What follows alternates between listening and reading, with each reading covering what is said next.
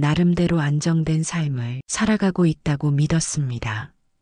하지만 세상 일은 뜻대로 흘러가지 않았습니다. 예상치 못한 경기 침체와 거래처의 부도로 인해 사업은 큰 타격을 받게 되었고 결국 나는 부도를 내고 말았습니다. 하루아침에 모든 것이 무너진 기분이었습니다. 회사 문을 닫고 나니 마음속에는 자책과 절망만이 가득했습니다. 가족들에게는 아무 말도 못했습니다. 말하고 싶지 않은 게 아니라 뭐라고 설명해야 할지도 몰랐습니다. 저녁이 되어도 밥맛이 없고 아이들의 웃음소리조차 나를 더 초라하게 만들었습니다. 아내의 표정은 점점 굳어갔고 아이들도 나를 불편해하기 시작했습니다. 그러던 어느 날 결국 아내가 조심스럽게 말을 꺼냈습니다. 당신 요즘 왜 이렇게 말이 없어졌어? 그 말 한마디에 눈물이 쏟아질 뻔했습니다. 나도 말하고 싶었습니다. 도와달라고, 너무 힘들다고, 혼자 버티기 어렵다고. 하지만 입은 끝내 열리지 않았습니다. 그저 고개를 돌리고 말았습니다. 가족들 사이엔 서서히 벽이 생겼습니다. 나는 무언가를 계속 감추려 했고 가족들은 그걸 느끼고 더욱 멀어졌습니다. 그 무렵부터 집안에 웃음소리는 사라졌고 식탁에 마주 앉아도 서로 눈을 피했습니다. 아이들은 각자 방에 틀어박혀 있었고 아내는 늦게까지 말없이 TV만 바라보곤 했습니다. 나는 점점 더 외로워졌습니다. 밤이 되면 잠을 이루지 못하고 뒤척였습니다. 눈을 감으면 떠오르는 건 실패한 과거, 깨어나면 또 마주해야 할 현실뿐이었습니다. 친구들은 하나둘 멀어졌고 나를 찾는 전화는 사라졌습니다. 그럴수록 나는 더 고립되었습니다. 스스로에게 자꾸 물었습니다. 나는 왜 이렇게 되었을까? 어디서부터 잘못된 걸까? 하지만 그 어떤 대답도 위로가 되지 않았습니다. 마음 한구석은 여전히 누군가의 이해를 갈망했지만 정작 나 자신도 나를 이해하지 못했습니다. 그러던 어느 날 아내가 아이들과 외출하고 혼자 집에 남게 된 날이었습니다. 거실에 앉아 아무 생각 없이 멍하니 있던 순간 문득 벽에 걸려 있던 작은 액자가 눈에 들어왔습니다. 결혼 초기에 아내가 사서 걸어둔 액자였는데 그 안에는 조용한 글씨로 마음이 가벼운 사람이 되기를 이라는 문장이 적혀 있었습니다. 이상하게도 그 글귀에서 눈을 떼지 못했습니다. 마음이 가볍다는 게 어떤 느낌이었는지 나는 기억조차 나지 않았습니다. 그날 이후 나는 매일 그 액자를 바라보게 되었습니다. 그러면서 내 마음속에 잊고 있던 한 구절이 떠올랐습니다. 대학 시절 불교 철학 수업 시간에 처음 들었던 문장, 바로 색즉시공, 공즉시색이었습니다. 그때는 그 의미를 깊이 못했지만 지금은 왠지 모르게 그 문장이 가슴 깊숙이 파고들었습니다. 사업의 실패도 가족과의 거리도 모두가 실체가 있는 듯 보이지만 본질은 공허하고 비어있는 것일 수도 있다는 생각이 들었습니다. 마음을 붙잡고 있었던 수많은 후회와 미련 그리고 자책은 어쩌면 내가 스스로 만들어낸 집착일 수도 있었습니다. 그날 저녁 오랜만에 내가 먼저 식탁에 앉아 가족을 기다렸습니다. 아무 말 없이 앉아있던 내 앞에 가족들이 하나둘 앉았습니다. 그 순간 아내가 조용히 말했습니다. 그래도 당신이 있어서 참 다행이야. 그 한마디가 내 마음을 울렸습니다. 그렇게 우리는 아주 작지만 분명한 첫걸음을 내디뎠습니다. 마음속의 응어리를 단숨에 풀 수는 없지만 그날의 액자 그리고 떠오른 한 문장이 다시 나를 살려냈습니다. 아내와의 갈등은 점점 깊어졌습니다. 처음엔 서로 위로하려 했지만 시간이 지날수록 원망이 쌓였고 말 한마디에도 상처가 되는 날이 많아졌습니다. 아이들도 점점 저를 피하는 듯 했습니다. 가정 안에서 점점 제 자리가 사라지는 느낌이 들었고 제 존재가 무거운 느껴졌습니다. 친구들과의 관계도 예전 같지 않았습니다. 사업이 잘 될 땐 늘 전화가 오고 만나자던 사람들이 언제부턴가 연락이 끊겼습니다. 사람들의 시선이 부담스럽고 제 자신이 초라하게 느껴졌습니다. 마음 한구석에서는 이 모든 게 제 탓이라는 죄책감이 자리 잡았습니다. 왜 그렇게까지 무리했을까? 왜 가족의 만류를 무시했을까? 왜 주변의 조언을 듣지 않았을까? 스스로를 향한 비난이 멈추지 않았습니다. 밤에는 잠을 이루기 힘들었고 아침에 눈을 뜨는 것도 두려웠습니다. 가슴이 조여오는 듯했고 아무 일도 하지 않아도 숨이 가쁜 날이 많았습니다. 병원에 가도 특별한 이상은 없다고 했지만 제 마음은 이미 병들어 있었습니다. 삶이 무의미하게 느껴졌고 무엇을 해도 소용없다는 생각이 지배했습니다. 텔레비전을 봐도 책을 펴도 아무것도 집중되지 않았고 시간만 흘러갈 뿐 마음은 점점 어두워졌습니다. 어느 날은 거울을 보며 이런 생각도 했습니다. 내가 없어지면 편해지지 않을까? 너무도 조용히 그런 생각이 스며들었습니다. 누군가에게 털어놓을 수도 없었고 괜히 걱정만 끼칠까 싶어 숨기기만 했습니다. 그런 날들이 계속되니 몸도 점점 약해졌고 병원을 찾는 횟수가 늘어났습니다. 의사는 스트레스성 위염이라 했지만 그 말조차 위로가 되지 않았습니다. 저는 어디서부터 잘못된 건지도 모르겠고 다시 어떻게 살아야 할지도 몰랐습니다. 그저 하루하루 버티는 삶이 계속됐습니다. 가족이 곁에 있었지만 마음은 점점 멀어졌고 제 자신을 폐인처럼 느끼게 됐습니다. 어느 날 아내가 조심스럽게 말했습니다. 우리 어디라도 다녀올까? 바람 좀 쐬자. 그 말이 고마우면서도 마음 한켠이 아렸습니다. 저 때문에 힘들었을 텐데 아직도 저를 걱정해주는 사람이 있다는 게 미안하고도 고마웠습니다. 하지만 그마저도 받아들이기 힘들었습니다. 마음이 닫혀 있으니 따뜻한 말도 들리지 않았습니다. 그러다 결국 몸이 심하게 아파졌고 병원에 입원하게 되었습니다. 병상에 누워 있으니 시간이 많아졌습니다. 텅 빈 천장을 바라보며 생각에 잠기곤 했습니다. 나는 지금 어디에 있는 걸까? 나는 지금까지 무엇을 좇았던 걸까?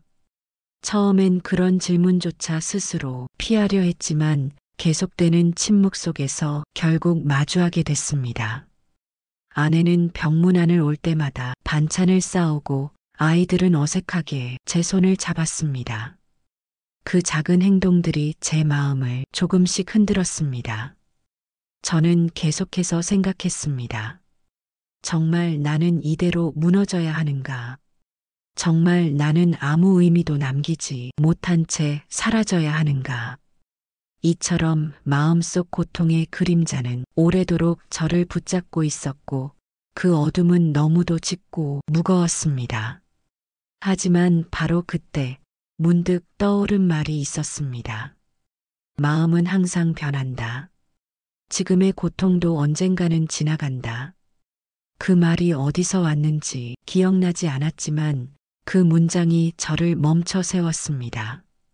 그렇게 해서 조금씩, 정말 아주 조금씩 마음이 열리기 시작했습니다. 병실은 조용했습니다.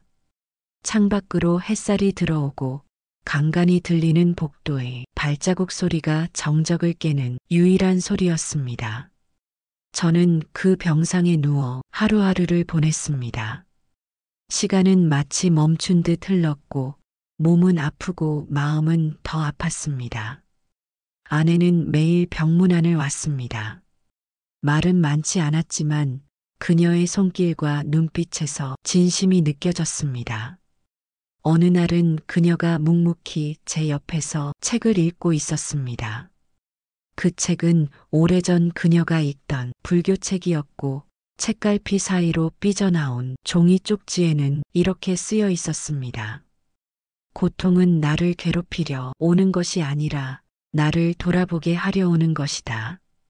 그 문장을 본 순간 마음속 무언가가 울렸습니다. 그날 밤 잠이 들지 않았습니다.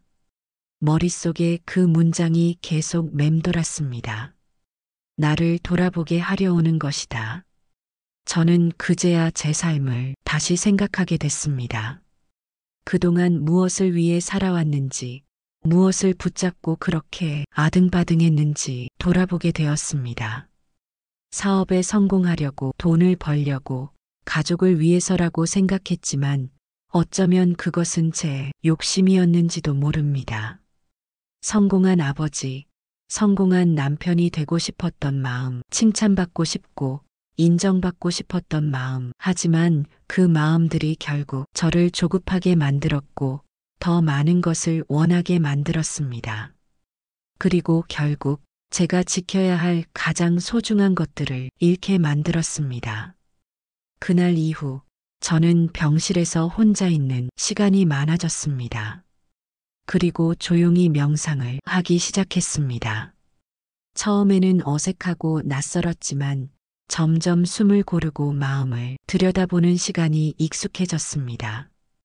어느 날 눈을 감고 깊이 숨을 쉬고 있을 때 문득 반야심경의 한 구절이 떠올랐습니다. 색즉시공 공즉시색, 그 문장이 마음 깊은 곳에서 울려 퍼졌습니다. 저는 왜 그 문장이 떠올랐는지도 모른 채 마음속으로 계속 되뇌었습니다. 색즉시공, 공즉시색. 형태 있는 모든 것은 본래 공하다. 공은 곧 다시 색이다. 그 단순한 듯 깊은 구절이 마음속에 스며들며 저를 감싸 안는 듯한 기분이 들었습니다. 그리고 그 순간 저는 깨달았습니다. 제가 그렇게 애써 붙잡으려 했던 모든 것이 결국은 흘러가는 것이며 집착할 이유가 없는 것이었습니다. 사업도 명예도 돈도 사람들의 평가도 결국은 생겼다가 사라지는 것이며 그 자체로 의미가 있는 것이 아니라 제가 붙잡고 해석하며 고통을 만들어낸 것이었습니다. 저는 그제야 조금 마음이 가벼워졌습니다. 그렇게 큰 깨달음을 얻은 날 아내가 병실로 들어왔습니다. 그녀의 얼굴을 보자 저도 모르게 말했습니다. 미안했어. 그리고 고마워. 그녀는 아무 말 없이 고개를 끄덕이며 제 손을 잡았습니다. 그 손의 온기에서 저는 오랜만에 살아있다는 감각을 느꼈습니다. 그리고 다시 반야심경의 구절이 떠올랐습니다. 무고 무득 이무소득고 얻게 될 것도 잃게 될 것도 없는 마음, 그렇게 내려놓는 마음, 저는 그 의미를 이제야 조금 이해하게 된 것 같았습니다. 병상에 있는 동안 저는 반야심경을 날마다 마음으로 되뇌었습니다. 처음엔 뜻도 모른 채 외웠던 그 말들이 하나하나 삶의 구절로 다가오기 시작했습니다. 고통은 본래 공한 것이며 그것에 의미를 부여하는 것은 오직 내 마음뿐이라는 것, 그리하여 고통은 없고 두려움도 없고 얻을 것도 없다는 말의 의미를 조금씩 체험할 수 있었습니다. 어느 날 밤 창밖에서 바람 소리가 들려왔습니다. 그 소리에 문득 마음이 편안해졌습니다. 바람은 오고 가는 것이고 집착하지 않으며 그저 흐를 뿐이라는 사실이 그렇게도 위로가 되었습니다. 병원 생활은 결코 쉽지 않았지만 저에게는 치유의 시간이었습니다. 몸은 아직 온전히 회복되지 않았지만 제 마음은 분명히 이전과는 달라졌습니다. 더 이상 무언가를 이루어야 한다는 조급함이 없었고 지금 이대로도 괜찮다는 생각이 들기 시작했습니다. 색즉시공, 공즉시색 모든 것은 공한 것에서 비롯된다는 그 한 줄의 가르침이 제 인생을 다시 일으켜 세워주었습니다. 며칠 뒤 의사 선생님이 병실로 들어오셨습니다. 검사 결과를 보고 천천히 말씀하셨습니다. 큰 고비는 넘기셨습니다. 경과가 좋습니다. 그 한마디에 아내는 눈시울을 붉혔고 저는 말없이 하늘을 올려다보았습니다. 감사했습니다. 살았다는 것, 아직 할 수 있는 시간이 있다는 것, 그리고 아직 말할 수 있는 가족이 있다는 것이 그렇게 고마울 수 없었습니다. 퇴원 후 저는 예전과는 다른 마음으로 집으로 돌아왔습니다. 병원에서 명상하며 다잡은 마음을 일상 속에서도 잃지 않으려 노력했습니다. 하루하루를 무사히 보내는 것이 기적처럼 느껴졌고 가족과 함께 식사를 하는 시간마저도 선물처럼 다가왔습니다. 아내는 예전처럼 잔소리도 하고 아이들은 각자의 생활로 바쁘게 움직였지만 저는 그 모든 풍경이 아름답고 귀하게 느껴졌습니다.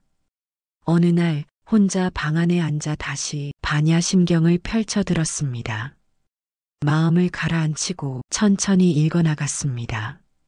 관자재보살 행심 반야바람일 다시 문장 하나하나가 가슴 깊이 와닿았습니다. 그 중에서도 무고무득 이무소득고 보리살타 의반야바람일다고 신무가의 무가애고 무유공포 이 구절에서 저는 다시 한번 멈추게 되었습니다. 얻을 것도 없고 두려울 것도 없으며 마음에 걸림이 없다는 이 말씀은 그동안 제가 삶에서 그렇게 애써 붙잡고 고통받던 것들이 모두 허상이라는 것을 다시금 깨닫게 해주었습니다. 제가 만든 기준, 제가 만든 성공의 틀, 그리고 제가 스스로 만들어낸 실패라는 낙인이 모두 실체 없는 것들이라는 사실이 선명하게 느껴졌습니다. 그런 생각을 하니 마음 깊은 곳에 가라앉아 있던 미안함과 후회가 서서히 떠올랐습니다. 특히 자식들에게 했던 말들이 자꾸 생각났습니다. 그 아이들은 나름대로 저를 이해하려 했을 텐데 저는 늘 이기적이었습니다. 그저 제 뜻대로 되지 않으면 실망하고 화를 내고 소리를 질렀습니다. 특히 큰아들과의 갈등은 마음의 짐으로 남아 있었습니다. 그는 대학을 졸업하고 자기가 하고 싶은 일을 하겠다고 했을 때 저는 그를 심하게 나무랐습니다. 지금은 내 꿈을 좇을 때가 아니야. 현실을 봐야지. 그렇게 말하며 그의 뜻을 꺾어버렸습니다. 그는 말없이 방을 나가고 그 후로 대화가 줄어들었습니다. 퇴원 후 어느 날 그 아이와 단둘이 식탁에 마주 앉게 되었습니다. 잠시 침묵이 흐른 후 제가 먼저 말했습니다. 아버지가 그동안 너에게 너무 몰랐던 것 같아. 내가 옳다고만 생각했던 것 미안하다. 아들은 잠시 고개를 숙인 채 말이 없었습니다. 그러더니 조용히 이렇게 말했습니다. 아버지가 그렇게 말씀하실 줄 몰랐어요. 저는 그제야 눈물을 흘렸습니다. 사람 사이의 벽이 이렇게도 작은 말 한마디로 무너지다니 너무 오래 돌아왔다는 생각이 들었습니다. 그리고 그 순간 또 하나의 반야심경 구절이 떠올랐습니다. 신무가에 마음에 걸림이 없다는 것, 그것은 결국 용서하고 받아들이는 것이었습니다. 내가 나를 용서하고 남을 용서하고 세상을 있는 그대로 받아들이는 것, 그것이야말로 반야의 지혜였습니다. 저는 그날 이후로 더 이상 무언가를 증명하려 애쓰지 않았습니다. 하루를 살아가는 것, 가족과 밥을 먹고 이야기를 나누는 것, 가끔 하늘을 올려다보며 바람을 느끼는 것, 그런 것들이 진짜 인생이라는 걸 알게 되었습니다. 욕심을 내려놓고 나니 마음이 자유로워졌습니다. 전에는 늘 뭔가 부족하고 어딘가로 달려가야 할 것만 같았지만 이제는 지금 이 자리가 온전하게 느껴졌습니다. 가끔은 아이들과 함께 앉아 반야심경 이야기를 나누기도 했습니다. 아이들은 처음엔 시큰둥해했지만 제가 살아온 이야기와 병상에서의 체험을 들려주자 눈빛이 달라졌습니다. 아버지, 그게 진짜 그런 의미였어요? 응, 색즉시공, 결국은 마음에서 시작하고 마음으로 끝나는 거더라. 그렇게 저는 제 인생의 가장 깊은 순간에 반야심경을 만났고 그 가르침 속에서 다시 태어날 수 있었습니다. 지금 이 순간도 저는 반야의 지혜를 붙잡고 살아갑니다. 아직도 때때로 흔들리고 걱정도 하고 실수도 하지만 그런 마음조차 그대로 받아들일 수 있게 되었습니다. 왜냐하면 이제는 압니다. 고통도 공하고 기쁨도 공하며 모든 것은 머물지 않고 흐른다는 것을. 그래서 저는 오늘도 조용히 마음속으로 움졸입니다. 색즉시공, 공즉시색, 고통이 스며든 그 자리에 깨달음이 피어나고 어둠이 머문 그 자리에 자비가 자랍니다. 그리고 그것이 바로 제가 살아온 이 삶에서 얻은 가장 깊은 진실입니다. 처음엔 반야심경이 제 삶과는 아무런 상관이 없는 이야기인 줄 알았습니다. 경전이란 그저 절에 가야 들을 수 있는 이야기, 부처님을 따르는 사람들만의 가르침쯤으로 생각했지요. 그런데 제 인생이 한없이 무너지고 마음속에 커다란 구멍이 생기고 나니 그 한 줄의 경전 말씀이 문득 떠오르기 시작했습니다. 색즉시공, 공즉시색. 예전에 누군가 무심히 말했던 그 말이 병실의 침묵 속에서 저를 향해 속삭이듯 다가왔습니다. 나는 무엇을 그렇게 움켜쥐고 있었던 걸까? 내 손에 쥐고 있던 것들이 진짜 존재하는 것이긴 했을까? 그때까지는 눈에 보이고 만질 수 있는 것만이 진짜라고 믿었습니다. 집, 돈, 가족, 사업의 성공 같은 것들 말입니다. 하지만 모든 것을 잃고 나니 그것들은 공기처럼 흩어지고 사라졌습니다. 너무도 쉽게 아무런 자비도 없이요. 그런 공허함 속에서 반야심경의 말씀이 조금씩 제 마음의 의미로 다가오기 시작했습니다. 내가 집착했던 것들은 결국 색이었습니다. 형태 있는 것, 눈에 보이는 것, 이름 붙일 수 있는 것. 그런데 부처님은 말씀하십니다. 색은 곧 공이고 공은 곧 색이다. 그 말씀을 처음엔 이해할 수 없었습니다. 어떻게 있는 것이 없는 것이며 없는 것이 있는 것이 될 수 있을까요? 하지만 마음이 가라앉고 나 자신을 조금씩 들여다보게 되면서 그 말이 아주 조용히 그러나 분명하게 다가왔습니다. 공이라는 것은 단지 아무것도 없다는 의미가 아니라 모든 것이 변하고 흘러가는 과정 속에 있다는 것이었습니다. 내가 붙잡고 있던 것들은 원래부터 변하고 사라질 수밖에 없는 성질을 지니고 있었던 것이지요. 가족과의 갈등도 마찬가지였습니다. 제가 옳다고, 제가 가장 힘들다고 그 생각만 하며 서로를 미워했던 시간이 많았습니다. 그런데 모든 것은 고정된 것이 없다는 사실을 받아들이게 되니 가족이 제 마음속에 조금은 다른 모습으로 들어오기 시작했습니다.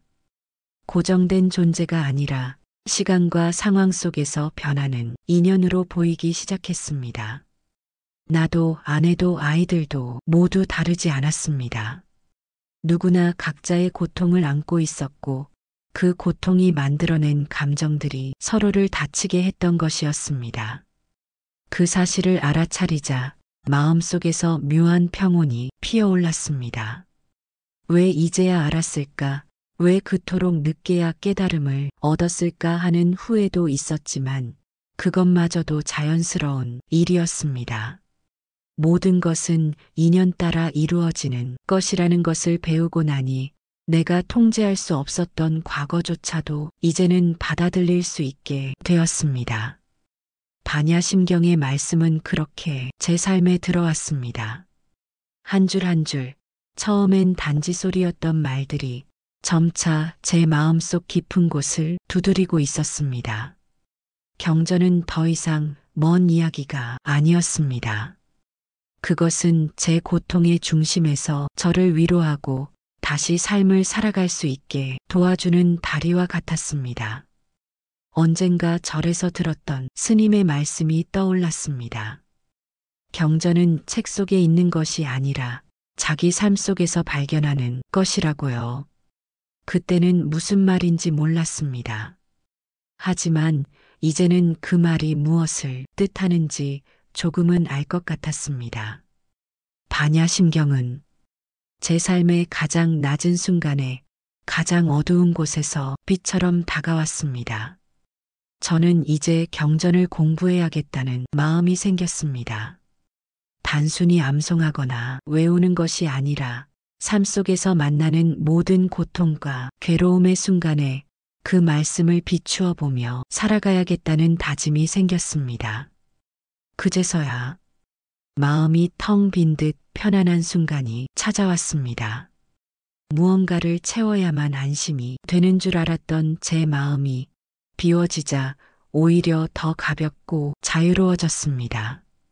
저는 여전히 부족한 사람이고 삶의 모든 문제를 해결한 것도 아닙니다. 하지만 이제는 그 어떤 고통 앞에서도 공이라는 진리를 떠올릴 수 있게 되었습니다. 경전은 먼 곳에 있는 이야기가 아니었습니다. 그것은 제 삶 속에서 제가 가장 아팠던 그 순간에 이미 와 있었던 것입니다. 다만 제가 미처 그 의미를 보지 못했을 뿐입니다. 이제는 그 경전의 말씀이 제 삶의 등불이 되었습니다. 어둠이 찾아올 때마다 저는 그 빛을 따라 걸어갈 것입니다. 병실의 침묵 속에서 저는 반야심경을 다시 떠올렸습니다. 이전에는 아무 감흥도 없었던 그 짧은 경전이 마치 처음 듣는 이야기처럼 새롭게 들리기 시작했습니다. 관자재보살이 깊은 반야바라밀다를 행할 때 오온이 공안주를 비추어 보고 모든 고통과 괴로움에서 벗어났느니라. 이 첫 문장이 제 마음을 붙잡았습니다. 도대체 비추어 본다는 말은 무슨 뜻일까? 보지 못했던 것을 본다는 건 어떤 의미일까? 저는 늘 눈으로 세상을 보며 살아왔습니다. 눈앞에 보이는 결과, 숫자, 얼굴, 표정, 상황, 그런 것들을 믿으며 살아왔습니다. 하지만 제 삶이 무너졌을 때 깨달았습니다. 내가 본 것들이 전부가 아니었다는 것을요. 저는 보지 못했던 것을 너무 많이 지나쳐왔던 것입니다. 반야심경은 그것을 가르쳐 주었습니다. 지금 이 순간에도 수많은 사람이 고통 속에 살아가고 있습니다.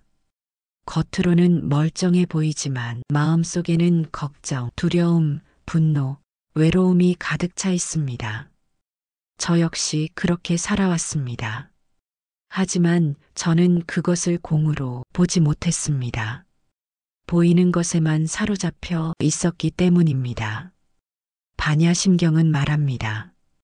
오온, 곧 나라는 존재를 이루는 5가지 요소, 즉 물질과 감각, 생각, 의지, 의식은 모두 공하다고요. 그것들은 본래 텅 비어 있다고. 처음에는 이 말이 무서웠습니다. 모든 것이 텅 비어 있다니, 그럼 나는 대체 무엇이란 말인가? 내 삶은 헛된 것이었단 말인가? 그러나 곰곰이 생각해 보니 그 말이 뜻하는 건 무의미함이 아니라 자유로움이었습니다. 고정된 본질이 없다는 건 언제든 새롭게 될 수 있다는 가능성을 말해주고 있었던 겁니다. 보지 못했던 것들, 가족의 마음, 제 안의 상처, 지나간 시간 속의 진심, 그런 것들이 하나둘 보이기 시작했습니다. 특히 가족과의 갈등을 떠올렸을 때 저는 오직 제 상처만을 들여다보고 있었습니다. 아내가 했던 말, 아이들이 보였던 무관심, 그 모든 것을 상처로만 인식했습니다. 하지만 공을 이해하고 나서 보니 그들도 각자의 괴로움 속에서 살아가고 있었음을 알게 되었습니다. 제가 본 건 단면이었고 제가 보지 못한 건 그들의 진심이었습니다. 이 깨달음은 제 마음에 큰 울림을 주었습니다. 반야심경이 들려준 첫 번째 대답은 바로 그것이었습니다. 우리가 보는 것이 전부가 아니며 눈에 보이지 않지만 존재하는 마음의 진실들이 있다는 것, 제가 그것을 비로소 보게 된 것이지요. 마치 어둠 속에서 갑자기 조명이 켜지듯 그동안 놓쳤던 감정과 장면들이 떠올랐습니다. 아내가 밤늦게까지 제 곁을 지켰던 적이 있었지요. 말없이 국을 끓여놓고 식탁 한 구석에 메모를 남겨두고 나갔던 일도 있었습니다. 그 작은 행동들 속에 담긴 마음을 저는 그동안 보지 못했습니다. 아니, 보려고 하지 않았습니다. 제 고통이 너무 커서 그 안에 갇혀 있었던 것입니다. 반야심경은 말합니다. 지혜의 눈으로 비추어 보라고. 깊이 들여다보면 그 안에 진실이 있고 그 진실을 보면 괴로움에서 벗어날 수 있다고. 저는 이 문장을 마음으로 다시 새기기 시작했습니다. 보지 못했던 것을 본다는 건 단지 눈으로 보는 게 아니라 마음으로 느끼고 받아들이는 것이었습니다. 눈앞의 현실뿐 아니라 그 안에 담긴 뜻을 바라보는 것, 그것이 지혜의 눈으로 세상을 보는 길이었습니다. 그렇게 저는 조금씩 변해갔습니다. 세상이 완전히 바뀐 것은 아니었습니다. 여전히 병실에 있었고 경제적 문제는 해결되지 않았으며 가족들과의 관계도 복원 중이었습니다. 하지만 제가 세상을 바라보는 시선은 달라졌습니다. 이전과 같은 상황 속에서도 저는 공의 눈으로 지혜의 빛으로 들여다보려고 노력하게 되었습니다. 그렇게 마음이 한결 가벼워졌습니다. 반야심경이 첫 문장은 말로는 짧지만 삶 속에서 경험하니 깊고 넓은 바다처럼 느껴졌습니다. 지금껏 보지 못했던 것을 비로소 본다는 건 고통을 없애는 것이 아니라 고통을 껴안고 이해하게 되는 과정이었습니다. 저는 이제 그 과정을 걷고 있습니다. 그리고 이 길 위에서 반야심경은 제게 끊임없이 말을 걸어옵니다. 괜찮다고, 잘 가고 있다고, 이제는 보게 되었으니 그 길을 따라가면 된다고요. 요즘 사람들은 하루에도 수십 번씩 불안과 마주하고 있습니다. 스마트폰을 열면 세상의 불행이 밀려들고 직장에서는 끝없는 경쟁과 비교 속에 지쳐갑니다. 가족 안에서도 마음을 온전히 나누기보다 상처가 더 깊어지는 경우가 많습니다. 마음이 무너지는 순간은 예상치 못한 데서 찾아오고 우리는 늘 뭔가를 붙잡고 버텨야 한다는 압박 속에서 살아가고 있습니다. 그 불안과 혼돈 속에서 우리는 끊임없이 해답을 찾습니다. 책을 보고 상담을 받고 여행을 떠나보지만 잠시일 뿐 다시 일상으로 돌아오면 마음은 금세 무거워집니다. 이 반복 속에서 질문이 생깁니다. 도대체 어떻게 해야 이 괴로움에서 벗어날 수 있을까? 바로 그 지점에서 반야심경은 여전히 강력한 해답을 건넵니다. 아주 오래된 경전이지만 그 속에 담긴 지혜는 오늘날 우리의 삶에도 그대로 통합니다. 반야심경은 불교의 핵심 사상을 아주 간결하게 담고 있습니다. 오는 공하다, 색즉시공, 공즉시색, 무한이비설신의 무색성향 미촉법, 이런 구절들이 처음에는 생소하고 멀게 느껴지지만 하나씩 들여다보면 우리 일상과 깊이 연결되어 있다는 걸 알게 됩니다. 예를 들어 색즉시공, 공즉시색은 눈에 보이는 것, 즉 물질적인 세계가 실체가 아니라는 뜻입니다. 우리가 갖고 싶어하는 물건, 집, 돈, 직장, 심지어는 사람과의 관계조차도 고정된 실체가 아니라 변하고 흘러가는 것이라는 가르침입니다. 요즘 사람들은 무엇인가를 소유해야 안심합니다. 내 것이라 믿고 그것을 놓치지 않으려 애씁니다. 하지만 그 소유는 완전한 것이 아닙니다. 우리는 늘 잃을까봐 두려워하고 이미 가진 것도 충분하지 않다고 느끼며 살아갑니다. 그런 삶은 쉼이 없습니다. 반야심경은 말합니다. 그것이 공한 것임을 보라고요. 공하다는 말은 무가 아니라 고정된 본질이 없다는 뜻입니다. 모든 것은 인연 따라 생기고 인연 따라 사라집니다. 이 사실을 깊이 이해하면 우리는 한 발짝 물러서서 세상을 보게 됩니다.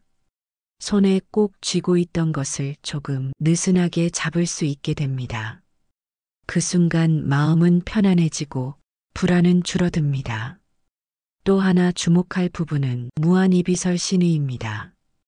우리의 감각기관들, 즉 눈, 귀, 코, 혀, 몸, 마음조차도 고정된 실체가 아니라는 가르침입니다. 이것은 곧 우리가 인식하는 세상이 완전한 진실이 아닐 수 있다는 말입니다.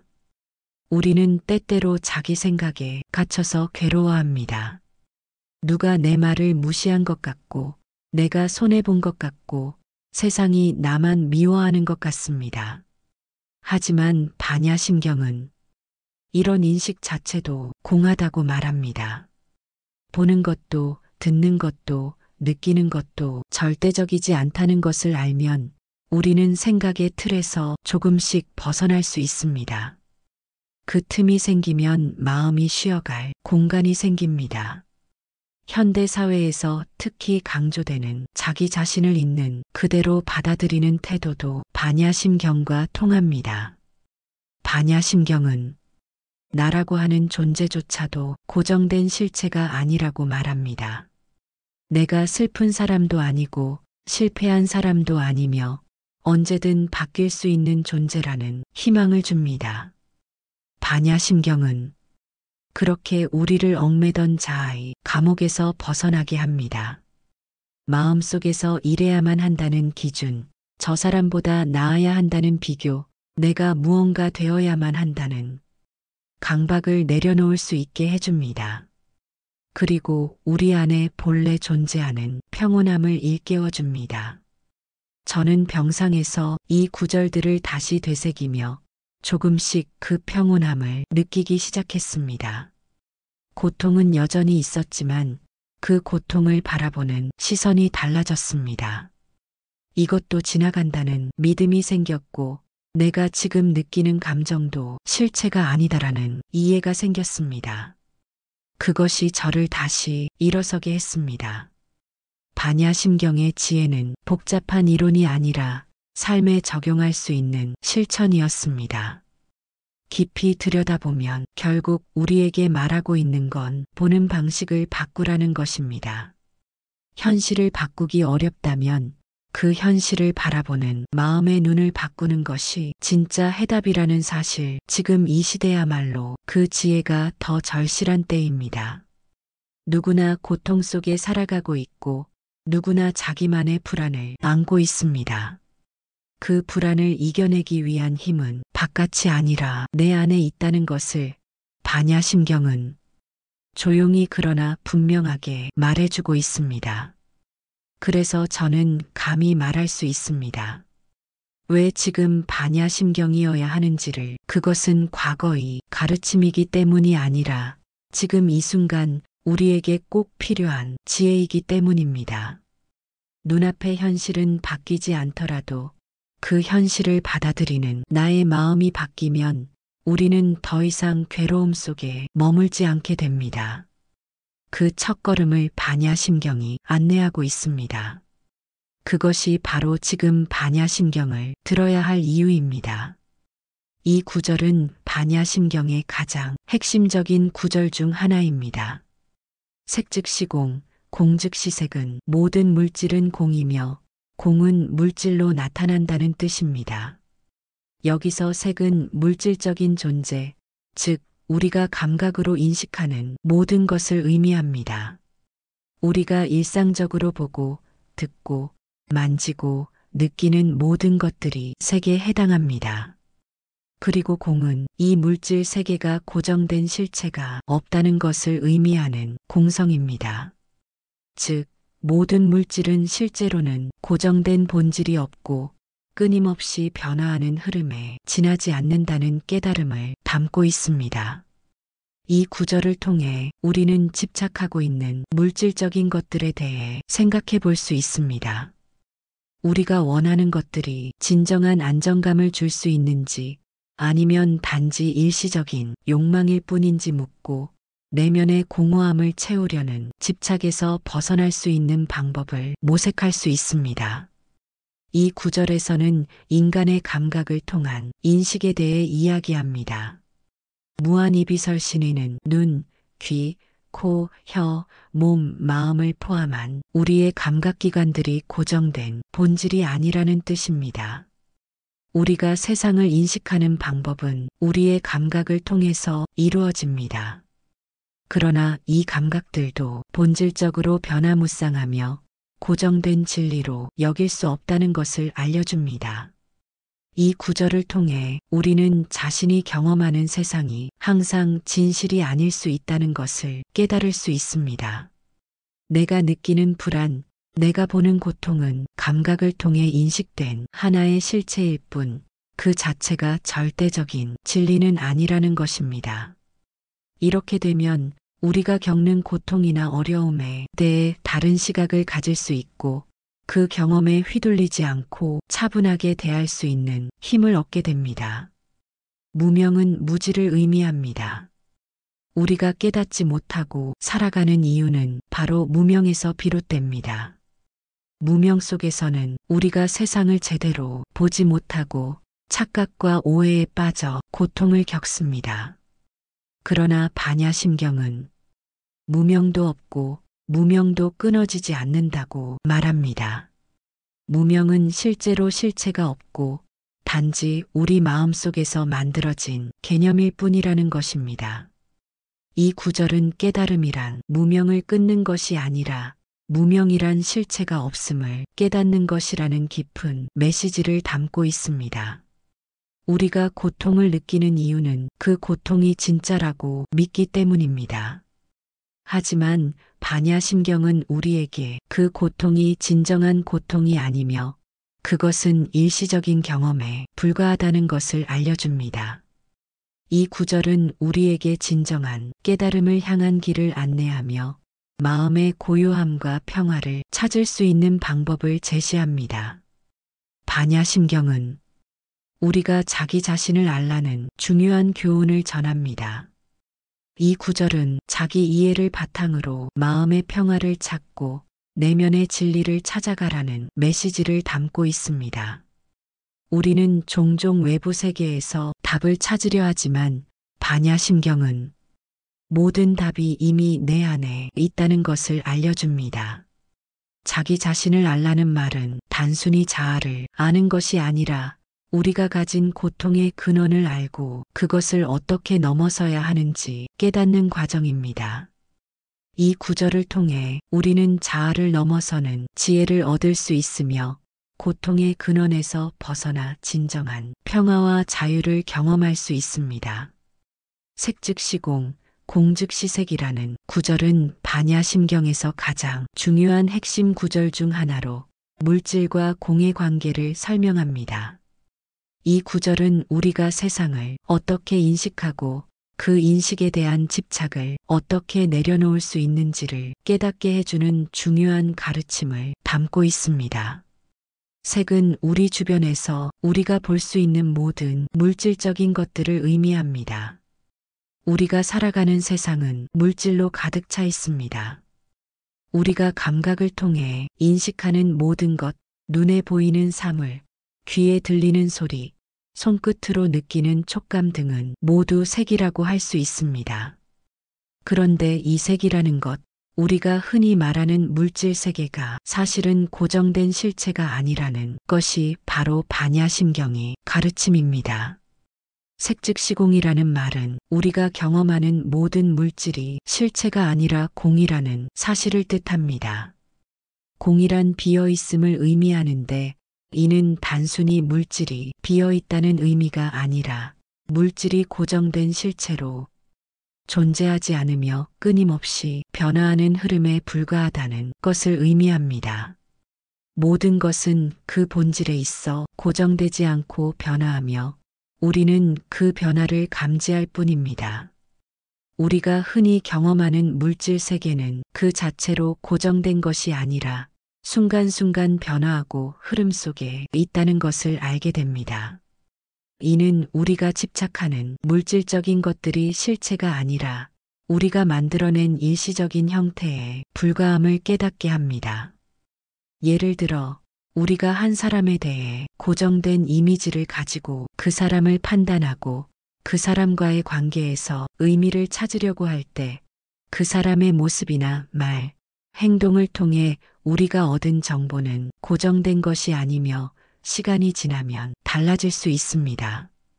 이처럼 우리가 만나는 모든 것들이 본래의 실체를 가지고 있지 않다는 것을 깨닫게 되면 우리는 그 집착에서 벗어나 더 큰 자유를 얻게 됩니다. 물질적인 것들에 대해 집착하는 대신 그것들이 본래의 실체가 아니라는 것을 인식하고 그에 대해 지나치게 의존하지 않게 됩니다. 이와 같은 깨달음은 우리의 삶에서 많은 고통을 덜어주는 중요한 열쇠가 될 수 있습니다.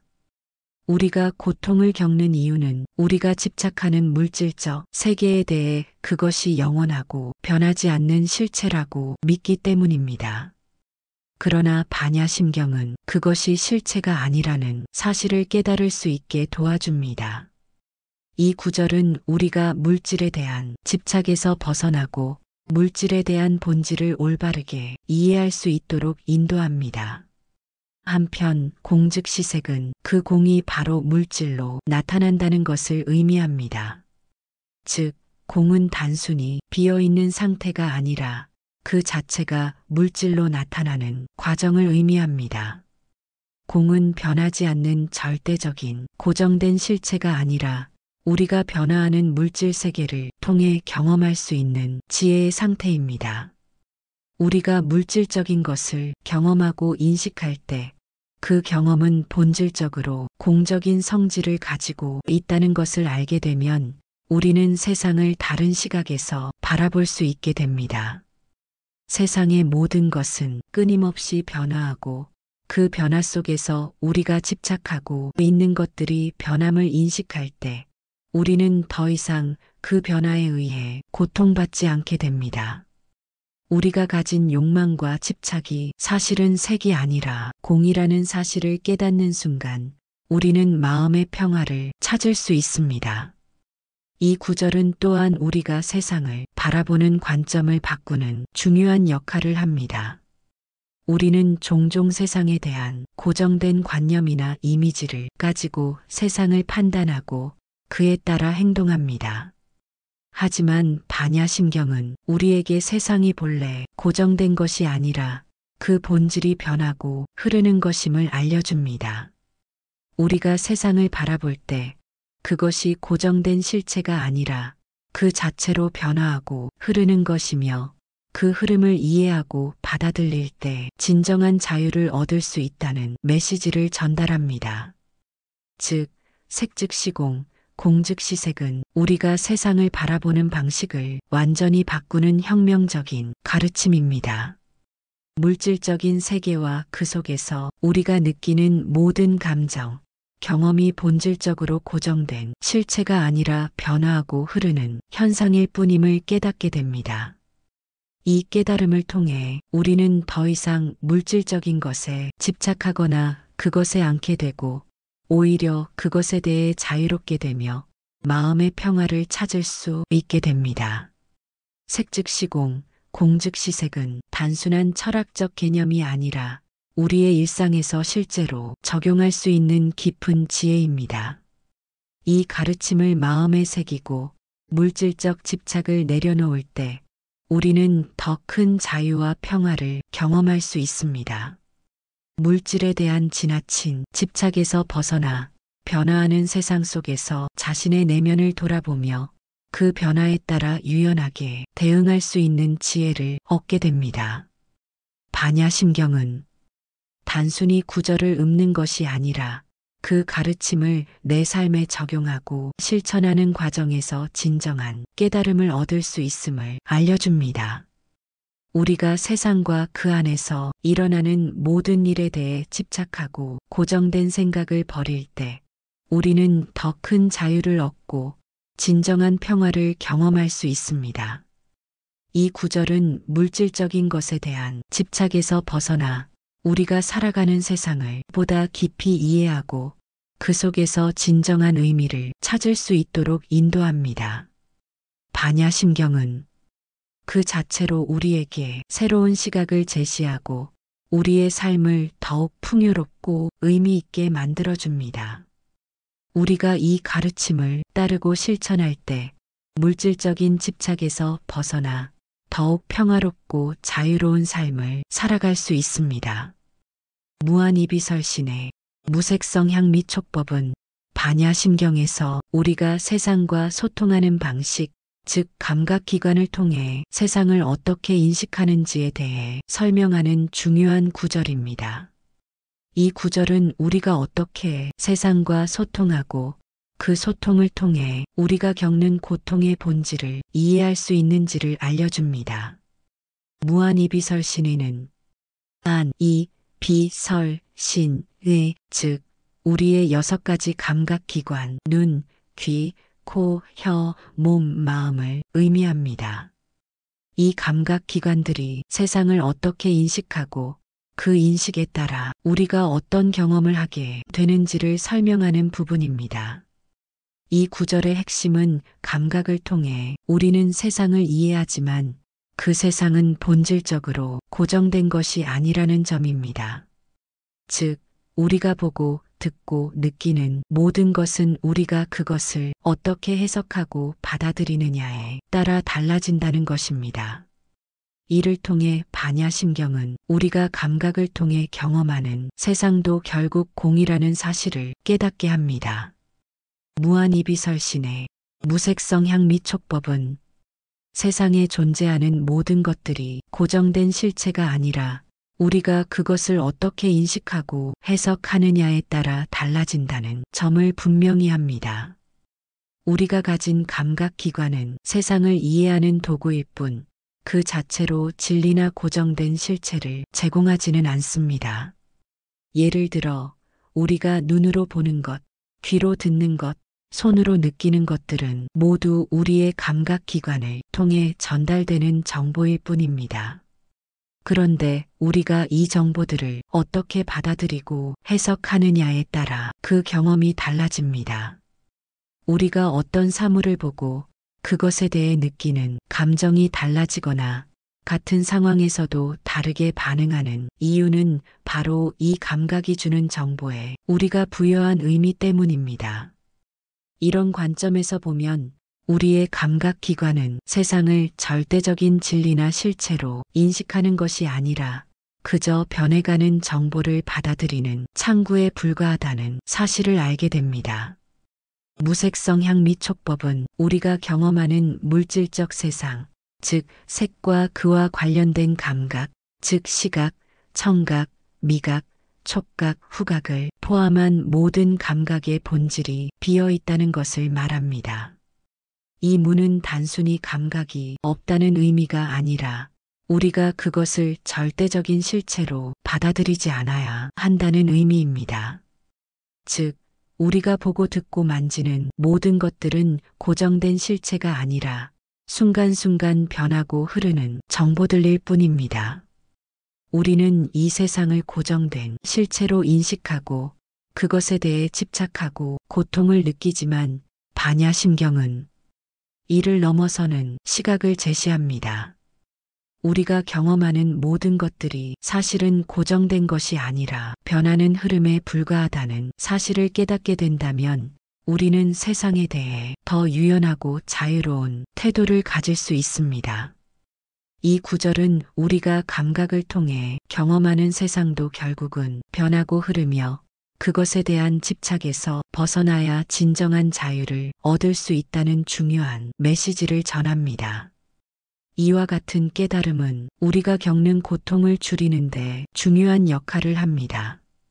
예를 들어 우리가 지나치게 외모나 외적인 조건에 집착하거나 다른 사람의 말이나 행동에 지나치게 영향을 받는 이유는 우리가 그것들을 고정된 실체로 받아들이고 있기 때문입니다. 그러나 반야심경은 그것들이 본래 변하는 것이며 그에 대해 지나치게 집착하지 않도록 하라고 가르칩니다. 감각기관을 통해 세상을 경험하는 것은 자연스러운 일이지만 그것을 고정된 진리로 받아들이는 것은 고통을 초래할 수 있습니다. 우리가 감각으로 경험하는 세상은 결국 비어 있는 것이며 변화하는 현상일 뿐이라는 사실을 깨닫는다면 우리는 더 이상 그것에 집착하거나 고통에 빠지지 않게 됩니다. 무한이비설신의 무색성향 및 촉법은 우리가 세상과 소통하는 방식에 대한 깊은 통찰을 제공합니다. 우리는 세상을 감각기관을 통해 인식하고 그에 따라 반응하지만 그 세상은 고정된 실체가 아니라 변화하는 흐름일 뿐입니다. 우리가 그것에 대해 집착하거나 고정된 실체로 받아들이는 순간 우리는 고통을 겪게 됩니다.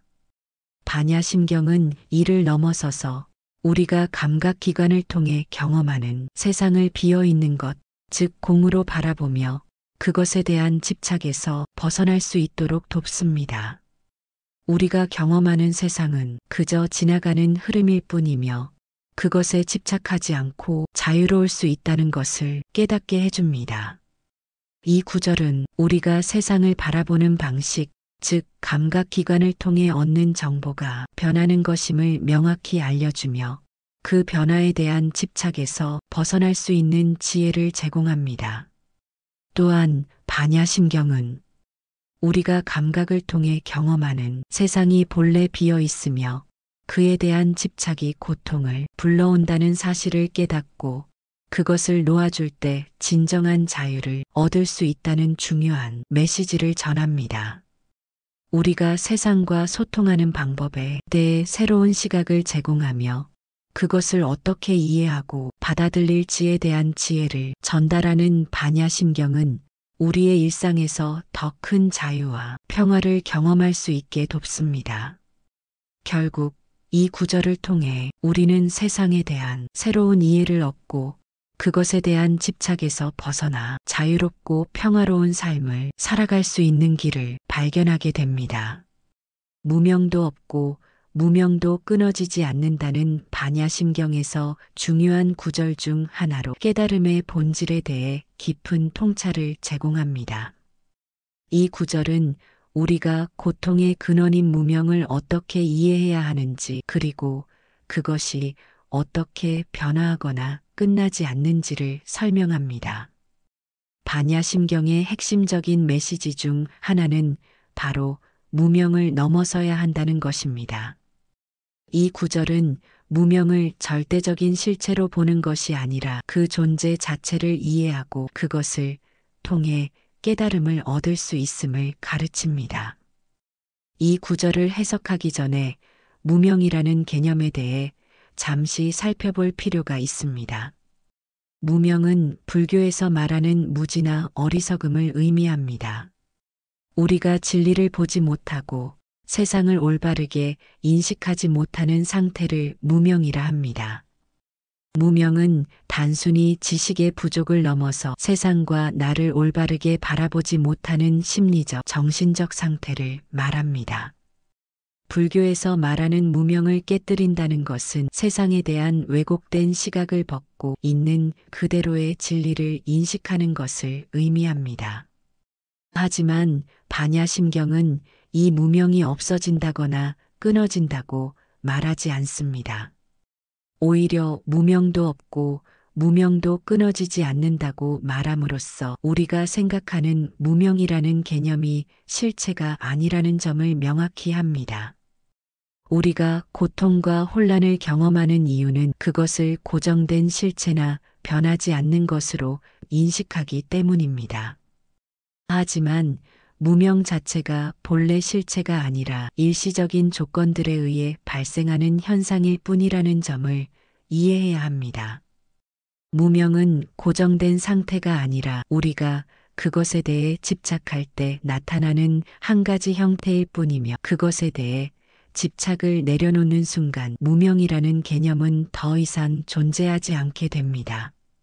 무명도 없고 무명도 끊어지지 않는다는 말은 우리가 고통이나 혼란을 일으키는 무명이 본래 실체가 아니라는 깨달음을 의미합니다. 그것은 마치 그림자와 같아서 우리가 그것을 고정된 것으로 받아들이지 않으면 사라지게 되는 것입니다. 이 구절은 우리가 무명을 끝내거나 끊어내려고 애쓰는 대신 그것을 더 이상 고정된 실체로 보지 않도록 돕는 깊은 교훈을 제공합니다. 불교에서 깨달음은 고정된 무엇이 아니라 모든 것을 공으로 바라보는 것입니다. 우리가 무명을 끊어낸다고 생각하는 순간 우리는 그것을 여전히 실체로 인식하고 있다는 것입니다. 그러나 반야심경은 그 무엇도 고정된 실체가 아니며 고통도 결국 변할 수 있다는 사실을 깨닫게 합니다. 무명이라는 상태에서 벗어나기 위해 우리가 해야 할 일은 그것을 없애려는 노력을 넘어서 그것을 존재하지 않는 것으로 인식하는 것입니다. 이 깨달음은 단지 무명을 끊어내는 것이 아니라 그것이 존재하지 않음을 알아차리는 것입니다.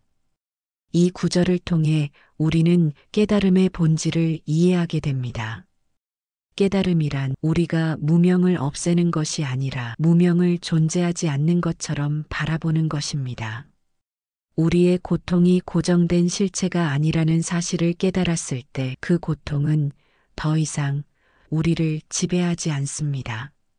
무명도 없고 무명도 끊어지지 않는다는 말은 결국 우리가 고통을 극복하는 방법을 가르쳐 줍니다.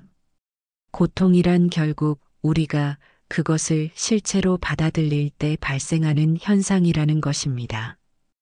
따라서 그것을 고정된 실체로 받아들이지 않으면 고통은 자연스럽게 사라지게 됩니다. 이 구절은 깨달음이란 단순히 무엇을 얻는 것이 아니라 무엇을 내려놓고 무엇을 부정하는 것이며 결국 우리가 고정된 실체로 바라보는 모든 것들이 사실은 변해가는 흐름일 뿐이라는 것을 깨닫는 것입니다. 무명은 고정된 상태가 아니며 그것에 대한 집착에서 벗어나면 자연스럽게 사라지게 됩니다. 이 구절을 통해 반야심경은 우리가 진정한 깨달음을 얻는 방법을 제시하고 있습니다. 깨달음은 어떤 단일한 상태가 아니라 우리가 세상을 바라보는 방식, 특히 우리가 그것을 고정된 실체로 보는 착각에서 벗어나는 것임을 알게 됩니다. 무명도 없고 무명도 끊어지지 않는다는 말은 깨달음의 본질을 이해하는 열쇠입니다. 자기 자신을 알라라는 구절은 불교의 가르침에서 매우 중요한 메시지를 담고 있습니다. 이 구절은 내면의 진리를 찾는 여정의 시작을 나타내며 우리가 외부 세계나 타인에게 의존하지 않고 스스로의 본질을 깨닫고 이해하는 과정에 대한 지혜를 전합니다. 자기 자신을 알라는 단순히 우리가 하는 행동이나 생각을 아는 것 이상의 의미를 지니고 있습니다. 이는 인간 존재의 본질과 진리를 탐구하고 외적인 욕망이나 집착을 넘어 진정한 자아를 깨닫는 과정입니다. 자기 자신을 아는 것이 무엇을 의미하는지 이해하기 위해선 먼저 우리가 보통 자기를 어떻게 인식하는지를 살펴볼 필요가 있습니다. 대다수의 사람들이 자신을 외적 특성, 즉 나이, 직업, 사회적 지위, 외모 등으로 정의합니다. 우리는 이러한 특성들을 바탕으로 자신을 이해하고 타인에게도 그에 맞는 이미지를 전달합니다. 하지만 불교에서는 이런 외적인 특성들로서의 자기를 집착이라고 봅니다. 우리가 그런 외적 특성들에 지나치게 집착하면 그것이 곧 우리의 진정한 자아라고 믿게 되며 그로 인해 고통이 생깁니다. 자기 자신을 알라는 것은 바로 이 집착에서 벗어나 진정한 자아를 깨닫는 것에 해당합니다. 이 구절은 내면의 진리를 찾는 여정의 중요성을 강조합니다. 인간은 본래 공하고 무상한 존재로 모든 것은 변하고 사라지기 마련입니다. 그렇다면 우리가 진정으로 이해해야 할 것은 외적인 것들이 아니라 내면의 본질입니다. 내면의 본질은 외적인 세계의 변화와 관계없이 존재하는 불변하는 진리입니다. 불교에서는 이 내면의 본질을 법성이라 부릅니다. 법성은 모든 존재가 지니고 있는 진리의 본질로 그것을 깨닫는 순간 우리는 더 이상 고통에 휘둘리지 않게 됩니다. 하지만 내면의 진리를 깨닫는 것은 쉬운 일이 아닙니다. 우리는 끊임없이 외적인 자극에 반응하며 이를 통해 자신을 정의하려는 경향이 있습니다. 이러한 집착에서 벗어나 내면의 진리를 찾는 것은 오랜 시간과 깊은 수행을 요구합니다.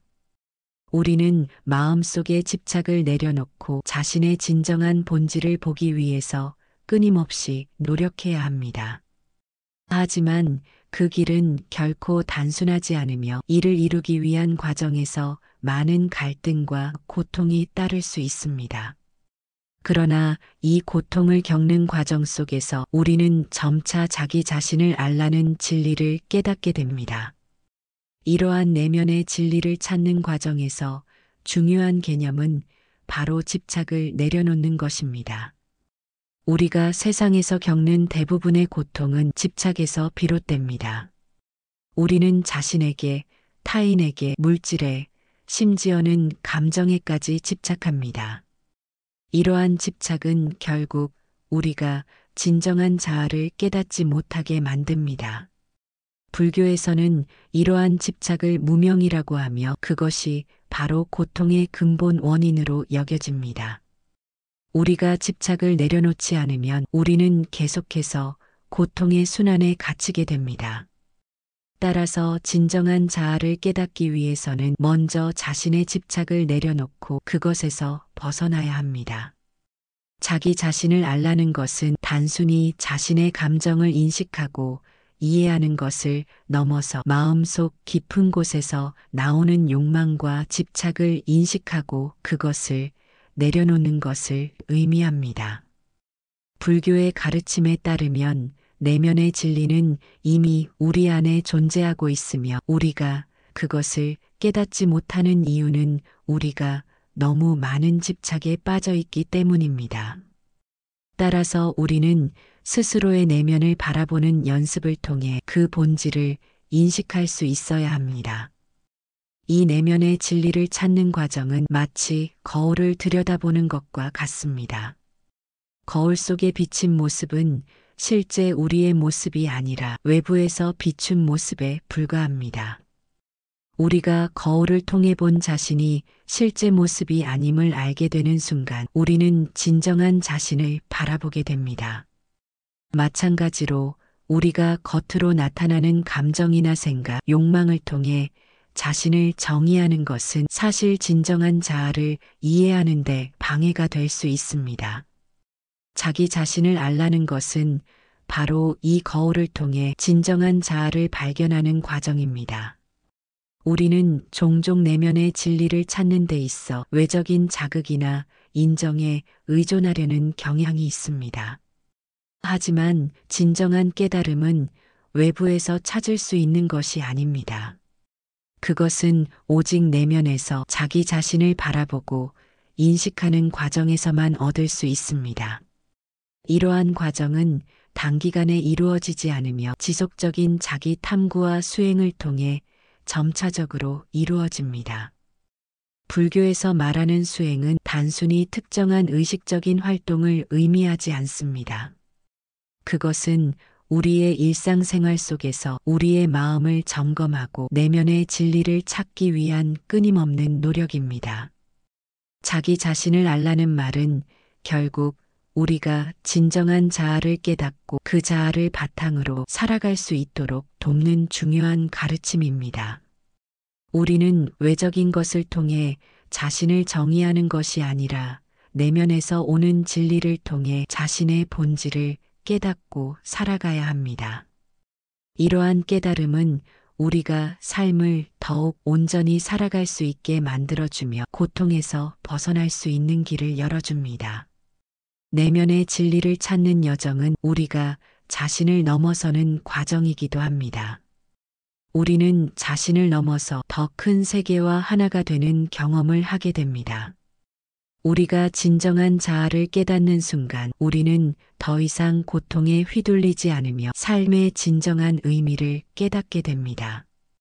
자기 자신을 알라는 가르침은 바로 이러한 깨달음으로 향하는 길을 열어주는 중요한 메시지입니다. 이 길을 따라가다 보면 우리는 점차 내면의 진리와 하나가 되며 고통에서 벗어나 참된 행복을 찾을 수 있을 것입니다. 우리는 살아가면서 여러 가지 형태의 고통을 겪습니다. 그 고통은 다양한 방식으로 나타나며 우리의 내면과 외면에서 동시에 발생합니다. 몸이 아픈 것, 사랑하는 사람과의 갈등, 경제적인 어려움, 사회적 압박 등 고통은 우리 일상의 일부입니다. 하지만 더 깊이 들어가 보면 이 고통의 원인은 단순히 외부에서 발생하는 사건이나 상황에서 오는 것이 아니라 우리 자신의 마음속에서 비롯된 경우가 많다는 사실을 알게 됩니다. 우리는 종종 생각에 의해, 감정에 의해 또는 과거의 경험에 의해 고통받습니다. 이런 고통은 무의식적인 집착과 고정된 사고에서 비롯되며 이러한 고통의 흐름을 끊고 자유로워지기 위한 방법이 바로 수행입니다. 수행은 단순히 종교적인 의식이나 명상에 그치는 것이 아닙니다. 수행은 우리 자신을 이해하고 우리의 마음을 정화하며 삶의 진정한 의미를 찾는 과정을 의미합니다. 이러한 과정이 왜 중요한지 그리고 수행을 통해 얻을 수 있는 변화가 무엇인지를 살펴보겠습니다. 고통은 인간 존재의 불가피한 부분입니다. 사람은 태어날 때부터 그리고 살아가는 동안 끊임없이 다양한 고통에 직면하게 됩니다. 고통의 형태는 몸의 아픔, 마음의 상처, 그리고 외부 환경에서 발생하는 어려움 등 다양하지만 그 모든 고통에는 공통된 원인이 있습니다. 바로 무지와 집착입니다.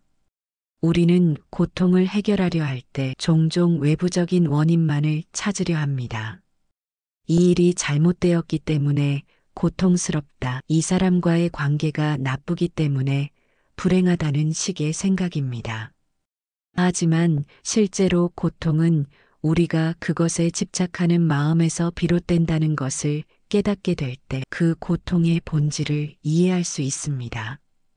반야심경은 이 문제의 해결을 위해 중요한 통찰을 제공합니다. 반야심경에서는 색즉시공, 공즉시색이라는 구절을 통해 모든 것이 변하고 무상하다는 진리를 전달합니다. 즉, 우리가 고통을 느끼는 대상도 결국은 변하고 무상하다는 것입니다. 우리가 고정된 사고에 의해 고통을 느끼지만 이 고통 자체도 변할 수 있음을 알게 되면 우리는 그 고통에 대한 집착을 내려놓을 수 있습니다. 이러한 깨달음은 우리가 고통을 어떻게 대해야 하는지 그리고 어떻게 그 고통에서 벗어날 수 있는지를 이해하는 데 중요한 역할을 합니다. 수행을 통해 이러한 깨달음을 실천하는 것이 바로 고통을 해결하는 첫걸음입니다. 현대 사회에서 우리는 끊임없이 무엇인가를 얻어야 한다, 어떤 것을 성취해야 한다, 무엇을 누려야 한다는 압박을 받습니다. 사람들은 물질적 성취나 사회적 지위 또는 타인의 인정을 통해 행복을 얻고자 합니다. 그러나 이러한 외적인 조건들이 진정한 행복을 가져다 줄 수 있다는 믿음은 오해일 뿐입니다. 우리가 원하는 것을 얻고 그것을 누리기까지는 만족감이 있을지 모르지만 그 후에는 다시 또 다른 갈망이 생기고 다시 새로운 집착이 생깁니다. 이렇게 되면 우리는 끊임없이 채워지지 않는 욕망에 시달리게 됩니다. 반야심경은 이러한 욕망과 집착에서 벗어나는 방법을 제시합니다. 무상과 공의 개념을 통해 우리는 세상의 모든 것이 변하며 실체가 없다는 것을 알게 됩니다. 이 진리를 이해하고 실천하는 것이 바로 수행입니다. 우리가 무엇인가를 얻으려는 집착을 내려놓고 지금 이 순간을 그대로 받아들일 수 있을 때 비로소 우리는 마음의 평화를 찾을 수 있습니다. 수행을 통해 우리는 이 집착에서 벗어날 수 있으며 그렇게 될 때 우리는 진정한 자유를 경험하게 됩니다. 수행은 마음을 훈련하는 과정입니다. 우리의 마음은 매우 쉽게 흐트러지고 방황합니다. 이 마음이 외부 자극에 따라 흔들리고 감정에 휘둘리며 여러 가지 생각에 빠져들 때 우리는 불안정해지고 고통을 겪게 됩니다. 예를 들어 우리는 자주 과거에 일어난 일을 후회하거나 미래에 일어날 일에 대해 걱정합니다. 이러한 사고는 우리의 마음을 계속해서 불안정하게 우리가 현재의 삶에 집중하는 것을 방해합니다. 수행은 이러한 마음의 흐트러짐을 다스리고 집중을 훈련하는 과정입니다. 반야심경을 실천하는 과정에서 우리는 마음을 비우고 집중하는 법을 배웁니다. 이 수행을 통해 우리는 감정의 기복에 휘둘리지 않고 현재의 순간에 충실할 수 있는 능력을 기르게 됩니다. 또한 우리가 마음을 훈련하면서 내면의 평화를 경험하게 됩니다. 수행을 통해 마음의 고요함을 얻고 내면의 평화를 찾는 과정은 우리가 삶에서 겪는 여러 가지 불안과 갈등을 해결하는 데 중요한 역할을 합니다. 수행은 결국 자기 자신과의 관계를 회복하는 과정입니다. 우리는 종종 외부의 평가나 타인의 기대에 의해 자신을 정의하려고 합니다. 그러나 우리가 외부적인 조건에 의존하여 자신을 평가하게 되면 우리는 자신의 진정한 본질을 잃어버리게 됩니다. 반야심경의 가르침은 우리에게 내면의 진리를 찾고 자기 자신을 온전히 이해하라고 권합니다. 자기 자신을 알라는 가르침은 우리에게 외부의 기준이 아닌 내면의 기준에 따라 자신을 이해하고 받아들이는 법을 가르쳐 줍니다. 우리는 자신의 내면을 제대로 알지 못한 채 외부의 영향에 휘둘리며 살게 됩니다. 하지만 수행을 통해 우리는 내면의 진정한 나를 발견하고 그것을 온전히 받아들일 수 있는 능력을 키울 수 있습니다. 이렇게 될 때 우리는 더 이상 외부의 평가나 기준에 의존하지 않게 되고 진정한 자유를 경험하게 됩니다. 오늘날의 사회는 매우 빠르게 변화하고 있습니다. 정보는 빠르게 전달되고 사람들은 끊임없이 새로운 것들을 추구하며 살아갑니다. 이러한 시대적 흐름 속에서 우리는 종종 현재를 놓치고 미래에 대한 불안과 과거에 대한 후회에 빠져들기 쉽습니다. 이로 인해 불안감과 스트레스가 쌓이고 마음의 평화를 찾기 어려워집니다. 현대인들은 물질적인 성취나 외부적인 조건에 의해 행복을 찾으려 하지만 그것이 진정한 행복을 가져다 주지 않는다는 사실을 종종 깨닫지 못합니다. 수행은 이러한 현대사회에서 중요한 역할을 합니다. 반야심경의 가르침을 실천함으로써 우리는 내면의 평화를 찾을 수 있으며 외부의 자극에 휘둘리지 않고 고요한 마음을 유지할 수 있게 됩니다. 수행은 우리가 더 이상 외부의 조건에 의존하지 않고 내면에서 행복과 평화를 찾을 수 있도록 돕습니다.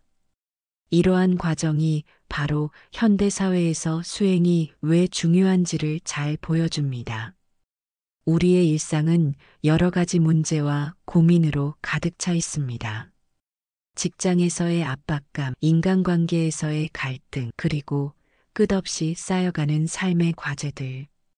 이 모든 것들이 우리의 마음을 괴롭히고 결국 내면의 평화를 잃게 만듭니다. 그런 상황에서 마음의 평화를 찾는 것은 결코 쉬운 일이 아닙니다. 그러나 반야심경은 우리가 마음의 평화를 찾을 수 있는 길을 제시합니다.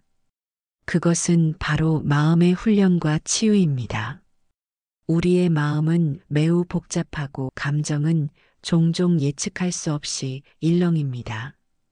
기쁨, 슬픔, 분노, 두려움, 걱정 등 우리의 마음 속에는 다양한 감정들이 끊임없이 떠오릅니다. 그중 일부는 우리가 일상에서 겪는 자연스러운 감정이지만 많은 경우 우리가 그 감정을 다루는 법을 배우지 못한 채 감정에 휘둘리며 살아갑니다. 감정은 우리가 의식적으로 다루지 않으면 쉽게 우리의 행동에 영향을 미치고 나아가 우리의 삶에 큰 영향을 줄 수 있습니다. 반야심경은 이러한 마음의 훈련을 통해 우리가 감정에 휘둘리지 않고 평온한 마음을 유지할 수 있도록 돕습니다. 무상과 공의 가르침을 통해 우리는 모든 감정이 일시적이고 변하는 것임을 이해하게 됩니다. 이로 인해 우리는 감정에 대한 집착을 내려놓고 그 감정을 있는 그대로 받아들일 수 있게 됩니다. 감정을 억누르는 것이 아니라 그 감정을 인식하고 그 감정이 지나가기를 기다리는 법을 배우는 것입니다. 이는 마치 바람이 지나가는 것처럼 감정도 지나가게 한다는 깨달음에서 비롯된 훈련입니다. 마음의 훈련은 우리가 감정에 대해 무감각해지라는 것이 아닙니다. 오히려 우리가 감정을 제대로 인식하고 그 감정이 일어나는 원인과 그 본질을 이해하는 것입니다. 반야심경의 가르침을 따라 우리는 감정에 대한 집착을 끊고 감정이 지나가는 동안 마음의 평화를 유지하는 법을 배우게 됩니다. 이러한 훈련을 통해 우리는 삶에서 겪는 여러 가지 감정의 기복을 다스릴 수 있으며 결국 내면의 평화를 찾을 수 있게 됩니다. 우리의 마음은 외부적인 상처뿐만 아니라 과거의 경험에서 비롯된 상처로 가득 차 있을 수 있습니다. 어린 시절의 기억, 관계에서의 상처, 실패와 좌절 등은 우리 마음속에 깊은 흔적을 남깁니다. 이러한 상처들은 우리가 무의식적으로 삶을 살아가면서 영향을 미치며 종종 우리가 원하지 않는 방식으로 나타납니다. 그것은 불안이나 두려움, 부정적인 사고로 이어지며 우리가 본래의 평화를 찾는 것을 방해합니다. 반야심경의 공과 무상의 가르침은 이러한 마음의 치유에도 큰 도움이 됩니다. 우리는 지나온 삶에서 경험한 상처나 고통이 우리를 정의하지 않음을 깨달을 수 있습니다. 모든 것이 무상하고 변하는 것이라는 진리를 깨닫는다면 과거의 상처도 결국 변화하고 치유될 수 있다는 사실을 알게 됩니다. 이 과정에서 중요한 것은 우리가 과거의 상처에 집착하지 않고 그 상처를 받아들이고 그것을 통한 성장과 변화를 이해하는 것입니다. 마음의 치유는 시간을 필요로 할 수 있습니다. 그러나 반야심경의 가르침을 실천하면서 우리는 그 치유의 과정이 일어날 수 있도록 돕는 힘을 얻게 됩니다. 과거의 고통과 상처를 그대로 인정하고 그것에 얽매이지 않으려는 마음가짐을 가지면서 우리는 그 상처에서 벗어나 평화로 나아갈 수 있습니다. 이 치유는 한 번에 이루어지지 않지만 매일 조금씩 진행되며 점차 내면의 평화가 깨어나게 됩니다. 마음의 평화를 찾는 중요한 방법 중 하나는 현재의 순간에 집중하는 것입니다. 우리는 종종 과거의 후회나 미래의 불안에 마음을 빼앗기며 살고 있습니다. 과거에 일어난 일에 대해 후회하고 미래에 대해 걱정하는 것은 우리의 마음을 불안하게 만들고 결국 평화를 방해합니다. 우리가 과거와 미래에 집착하는 동안 현재는 흐르고 지나가고 있습니다. 반야심경에서는 바로 이 현재의 중요성을 강조합니다. 공의 개념을 통해 우리는 모든 것이 순간순간 변하고 무상하다는 사실을 깨닫습니다. 이 깨달음을 바탕으로 우리는 현재의 순간에 집중하고 그 순간을 온전히 받아들일 수 있게 됩니다. 현재의 순간에 집중하는 것은 마음의 평화를 찾는 데 중요한 열쇠입니다. 우리가 지나온 과거를 되돌아보지 않고 다가올 미래를 걱정하지 않는다면 그 순간순간이 고요하고 평화로워질 수 있습니다. 수행을 통해 우리는 현재의 순간에 더 깊이 몰입하고 그 순간을 온전히 경험하는 법을 배울 수 있습니다. 이는 단순한 이론이 아니라 실천을 통해 체험할 수 있는 진리입니다. 반야심경을 통해 우리는 그 순간을 그대로 받아들이고 그 속에서 평화를 찾는 방법을 배우게 됩니다. 마지막으로 마음의 평화는 내면의 진정한 자유를 찾는 과정입니다. 우리는 자주 외부의 환경이나 타인의 말에 의해 영향을 받으며 살고 있습니다. 그것이 우리 마음에 고통을 주고 우리가 평화롭지 못하게 만듭니다. 그러나 수행을 통해 우리는 외부적인 요소에 의존하지 않고 내면에서 평화를 찾을 수 있는 능력을 기를 수 있습니다. 반야심경의 가르침은 바로 이 내면의 자유를 찾는 법을 알려줍니다. 우리가 내면의 고요함을 얻고 마음의 평화를 찾을 때 우리는 외부의 영향을 받지 않으며 진정한 자유를 경험하게 됩니다.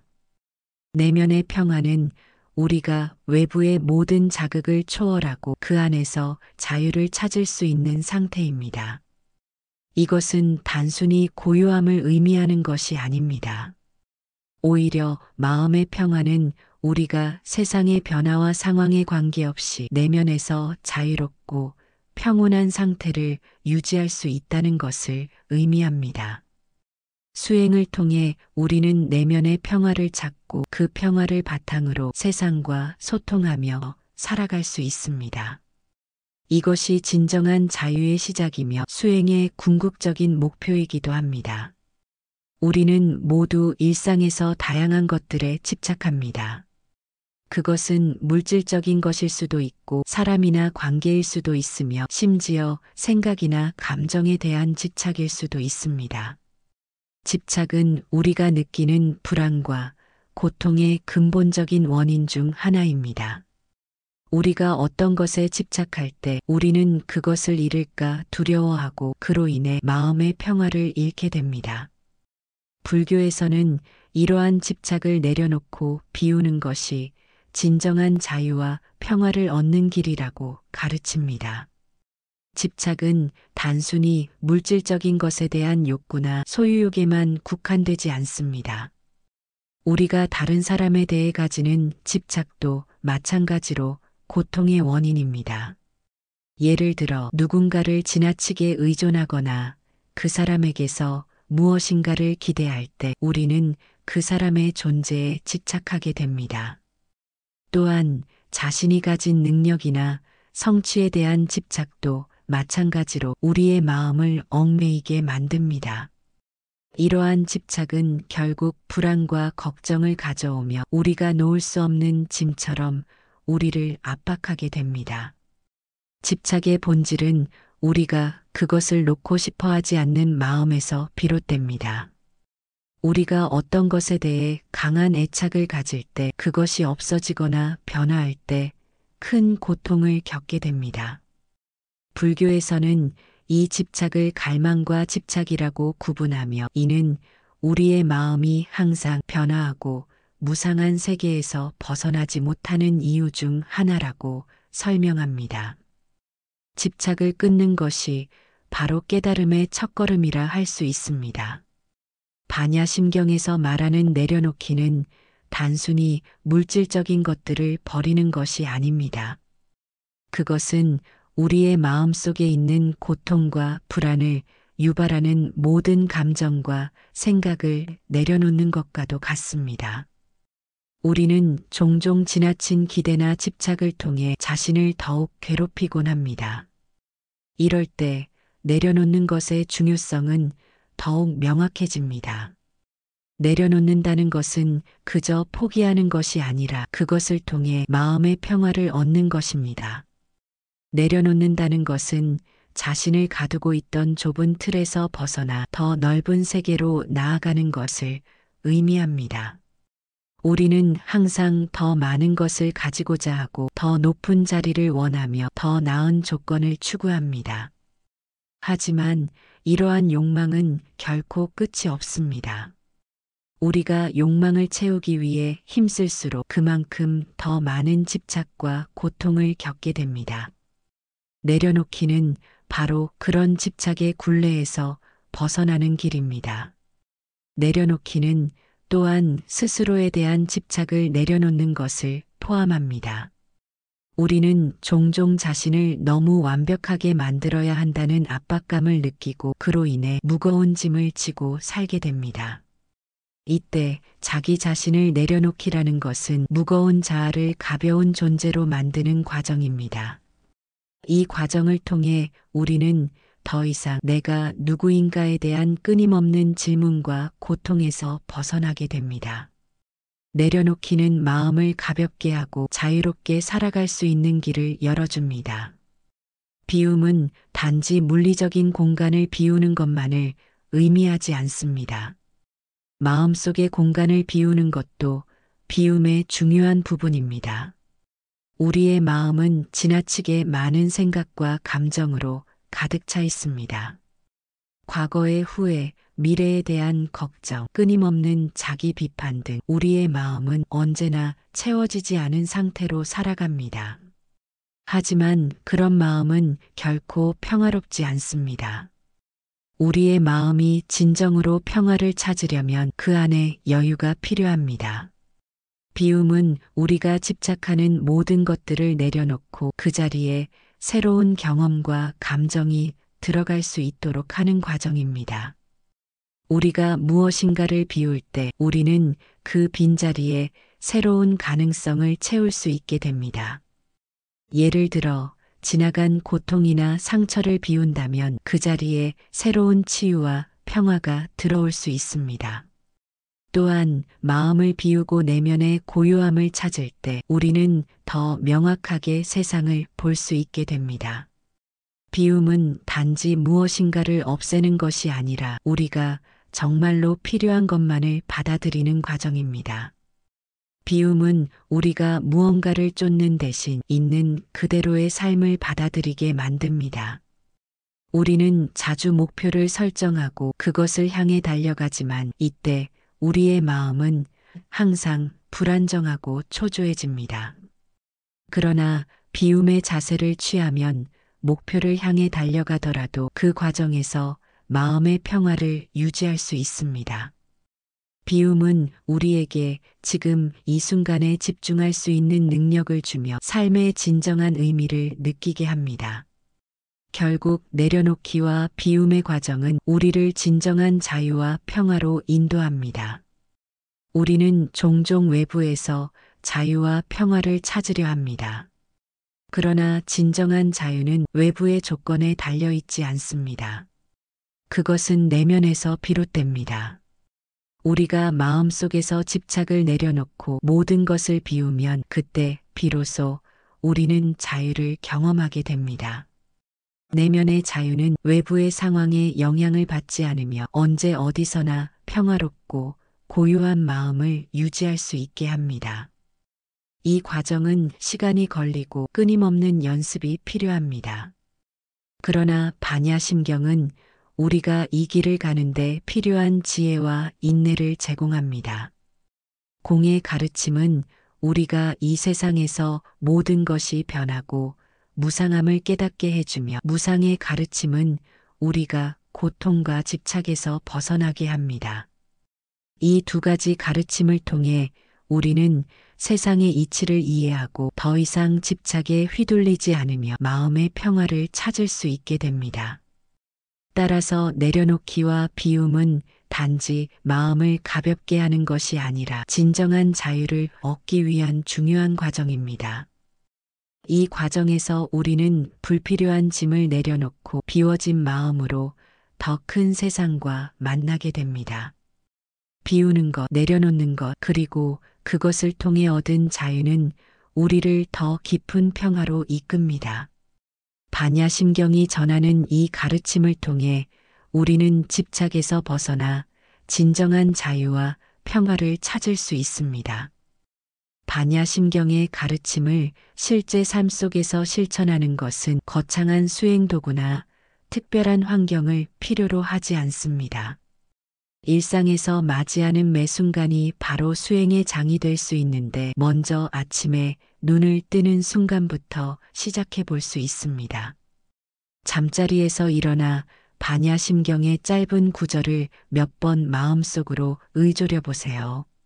색즉시공, 공즉시색 혹은 무한이비설신의와 같은 한 구절만으로도 하루의 중심을 잡는 기회가 됩니다. 그런 다음 평소처럼 세수를 하고 양치질을 하되 그때마다 물기 어린 손끝이 얼굴을 스치는 감각과 물소리를 온전히 느껴보세요. 물은 어느 순간에도 같은 물이 아닙니다. 찰랑거리다 흘러가고 물줄기가 손가락 사이로 빠져나가듯 모든 것은 흘러간다는 것을 받아들이는 연습입니다. 출근길에는 스마트폰을 내려놓고 발걸음이 땅을 디디는 그 순간을 의식해 보세요. 발바닥이 땅에 닿았다 떨어지는 순간 우리는 존재와 연결됩니다. 그 연결을 통해 지금 여기라는 현실을 온전히 받아들이는 것이 바로 수행입니다. 직장에 도착해 책상 앞에 앉으면 업무 목록을 바라보며 고개를 숙인 채 짧게 합장하고 무색 성향 미촉법을 떠올려 보세요. 눈으로 보는 것, 귀로 듣는 것, 손으로 만지는 것 모두가 공하며 집착할 대상이 아님을 상기시킬 때 업무에 대한 집착이 자연스레 누그러집니다. 동료와 대화할 때는 경청을 수행으로 삼을 수 있습니다. 상대의 말을 듣는 것이 곧 그 사람의 세계를 비추어 보는 연습이 되며 반야심경의 관자재보살의 지혜를 실천하는 방법입니다. 점심시간에는 식사에 집중해 보십시오.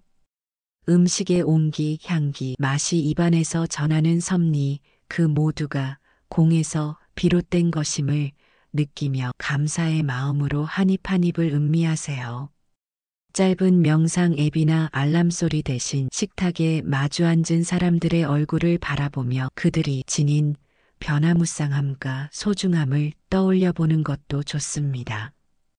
오후 업무 중 스트레스가 밀려올 때는 잠시 눈을 감고 3번 이상의 깊은 호흡을 해보세요. 숨을 들이마실 때는 무명도 없고 무명도 끊어지지 않는다를 내쉴 때는 마음에 걸림이 없네를 되뇌면 복잡한 생각이 흩어지고 고요함이 찾아옵니다. 퇴근길에는 하루 동안 쌓인 감정의 무게를 내려놓는 의식을 해보십시오. 가방을 내려놓는 듯 마음속 불필요한 욕심과 계획을 잠시 내려놓고 발걸음을 가볍게 해보세요. 집에 돌아와 가족과 마주할 때는 색즉시공, 공즉시색을 떠올리며 우리가 서로에게 기대하는 모습이 공처럼 고정된 것이 아님을 인식해 보세요. 이는 상대에 대한 이해와 용서를 쉽게 만드는 실천입니다. 저녁에는 잠시 휴대폰을 멀리하고 촛불이나 조명을 응시하며 반야심경의 마지막 구절 신무가해를 마음속으로 음미해 보세요. 얻을 것도 잃을 것도 없는 마음의 자유를 현실에서 경험하는 시간입니다. 하루를 마무리하며 일기를 쓸 때는 그날 경험한 집착과 비움, 평화의 순간들을 기록해 두면 좋습니다. 내일이 오면 또다시 동일한 반복처럼 보이지만 매일의 작은 실천이 쌓이면 마음의 지평이 넓어지고 반야심경의 가르침이 삶의 중심에 자리 잡게 됩니다. 이처럼 반야심경은 먼 경전의 말씀이 아니라 매일 우리가 숨쉬고 발 딛는 그 순간에 실천할 수 있는 지혜의 언어입니다. 타인의 말과 행동, 사회의 변화와 불확실성 속에서도 우리는 반야의 눈으로 세상을 보고 공의 마음으로 반응하며 수행적 삶을 살아갈 수 있습니다. 이렇게 일상의 모든 순간을 수행의 장으로 전환할 때 우리는 반야심경의 지혜가 깊이 스며든 삶을 살아가게 될 것입니다. 마음이 조금은 편안해지셨나요? 번뇌하는 마음이 잠시라도 치유의 기회가 되셨으면 하는 바람입니다. 부처님의 말씀이 도움이 되셨다면 구독과 좋아요 부탁드립니다. 구독에서 알림 설정을 해두시면 새로 올리는 부처님 말씀을 먼저 만나실 수 있습니다. 늘 편안하고 행복한 나날이 되시길 부처님께 축원하겠습니다. 성불하세요.